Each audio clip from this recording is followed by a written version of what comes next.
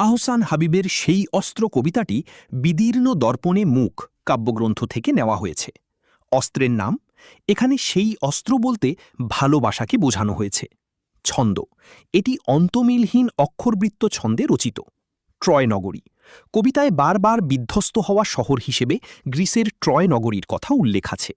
অস্ত্রের কাজ, এই অস্ত্র ভালোবাসা উত্তোলিত হলে অরণ্য সবুজ হবে, নদী কল্লোলিত হবে এবং গৃহস্থালী খাঁ খাঁ করবে না।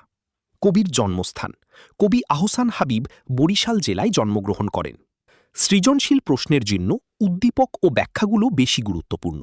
ক মার্ক, জ্ঞানমূলক, সেই অমোঘ অস্ত্রটি কি? উত্তর, ভালোবাসা। ট্রয়নগরী কোথায় অবস্থিত? উত্তর, প্রাচীন গ্রিসে বা বর্তমান তুরস্কে। খ মার্ক, অনুধাবনমূলক, সভ্যতার সেই প্রতিশ্রুতি বলতে কি বোঝানো হয়েছে?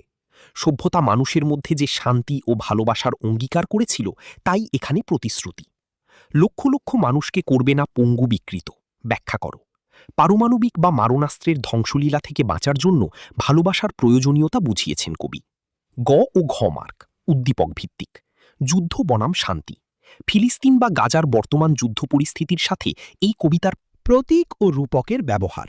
কবিতায় কবি কিছু শক্তিশালী রূপক ব্যবহার করেছেন যার অর্থ জানা জরুরি। অমোঘ অস্ত্র, এখানে অমোঘ মানে যা অব্যর্থ বা যা লক্ষ্যভ্রষ্ট হয় না। কবি ভালোবাসাকে এমন এক অস্ত্র বলেছেন যা কখনো ব্যর্থ হয় না। ট্রয় নগরী, এটি গ্রিক ইতিহাসের একটি ধ্বংসপ্রাপ্ত শহর। বারবার বিধ্বস্ত হওয়া ট্রয় নগরী এখানে যুদ্ধের বিভীষিকা ও ধ্বংসের প্রতীক হিসাবে ব্যবহৃত হয়েছে। নক্ষত্রখচিত আকাশ থেকে আগুন, এটি আধুনিক মারণাস্ত্র বা পারমাণবিক বোমা বর্ষণের রূপক, যা হিরোশিমা নাগাসাকির ঘটনার কথা মনে করিয়ে দেয়। অনুধাবনমূলক প্রশ্নের জন্য জরুরি লাইন, এই লাইনগুলো থেকে ব্যাখ্যা আসতে পারে। যে অস্ত্র মানুষকে বিচ্ছিন্ন করে না, করে সমাবিষ্ট। সাধারণ অস্ত্র মানুষকে মারে বা দূরে ঠেলে দেয়, কিন্তু ভালোবাসার অস্ত্র মানুষকে ঐক্যবদ্ধ করে। চেতনা জুড়ে তারা করবে না আর্তনাদ। যুদ্ধের ভয়াবহ স্মৃতি বা পঙ্গু মানুষের আর্তনাদ যেন মানুষের বিবেককে আর দংশন না করে। কবি সেই প্রার্থনা করেছেন। অরণ্য হবে আরও সবুজ, নদী আরও কল্লোলিত। ভালোবাসার ছোঁয়ায় প্রকৃতিও তার স্বাভাবিক সজীবতা ফিরে পায়। যুদ্ধের ধ্বংসলীলা প্রকৃতির ক্ষতি করতে পারে না। কবির বৈশিষ্ট্য ও কাব্যকৃতি। আহসান হাবিব, তিনি মূলত 40-এর দশকের অন্যতম প্রধান কবি। তিনি পরিশীলিত ও মার্জিত জীবনবোধের কবি হিসেবে পরিচিত।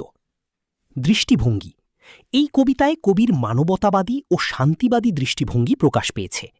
তিনি ঘৃণা, বিদ্বেষ ও জাত্যভিমান, নিজের জাতি নিয়ে অহংকার দূর করার কথা বলেছেন। 4. সৃজনশীল উদ্দীপকের ক্লু, হিন্ট। পরীক্ষায় যদি উদ্দীপকের নিচের বিষয়গুলো থাকে তবে বুঝবেন তা সেই অস্ত্র কবিতার সাথে মিলছে। অহিংস আন্দোলন, যেমন মহাত্মা গান্ধীর দর্শন। দুই বন্ধুর ঝগড়া মিটে যাওয়া বা ভ্রাতৃত্বের জয়। যুদ্ধবিধ্বস্ত কোনো দেশের শিশুদের আর্তনাদ। সাম্প্রদায়িক দাঙ্গা প্রতিরোধের কোনো গল্প। সেই অস্ত্র।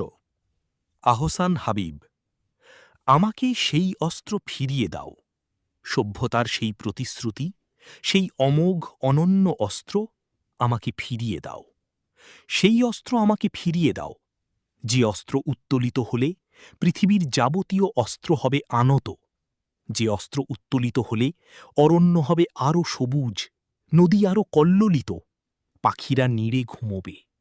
যে অস্ত্র উত্তোলিত হলে ফসলের মাঠে আগুন জ্বলবে না, খাঁ খাঁ করবে না গৃহস্থালী। সেই অস্ত্র আমাকে ফিরিয়ে দাও।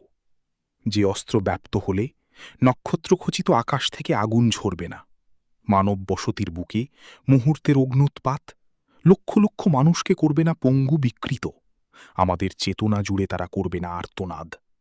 সেই অস্ত্র, যে অস্ত্র উত্তোলিত হলে বারবার বিধ্বস্ত হবে না ট্রয় নগরী।